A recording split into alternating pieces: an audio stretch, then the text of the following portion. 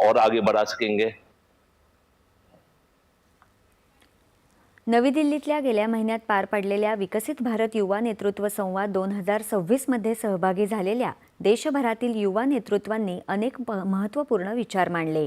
या मंचावर युवांनी सुचवलेल्या अनेक कल्पना आणि उपायांनी केंद्रीय अर्थसंकल्पातील अनेक प्रस्तावांना प्रेरणा दिल्याचं केंद्रीय अर्थमंत्री निर्मला सीतारामन यांनी सांगितलं। याबद्दल युवा नेतृत्वांनी आनंद आणि समाधान व्यक्त केलं आहे।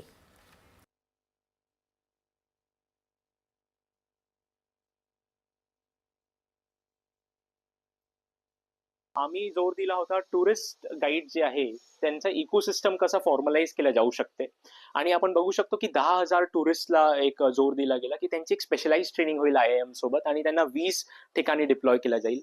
आर्किओलॉजिकल साइट्स आहेत, 15 आर्किओलॉजिकल साइट्सला आपण कल्चरल एक्सप्लोरेशन सेंटर्स कसा बनवू त्यावर जोर दिला गेला।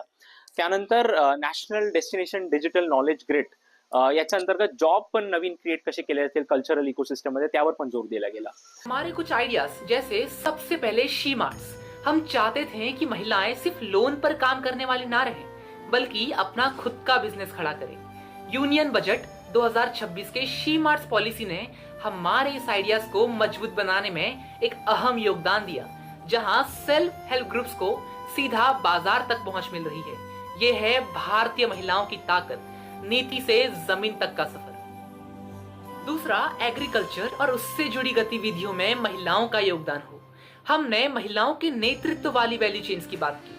फिशरीज और अलाइड सेक्टर्स से बाजार तक पहुंच बननी चाहिए। एग्री स्टार्टर्स में बजट ने वुमन फार्मर्स और कलेक्टिव्स को मार्केट एक्सेस और एग्री वैल्यू एडिशन के सेंटर्स में रखा।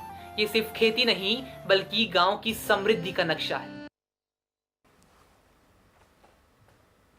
संत गजानन महाराज यांचा आज प्रकट दिन आहे।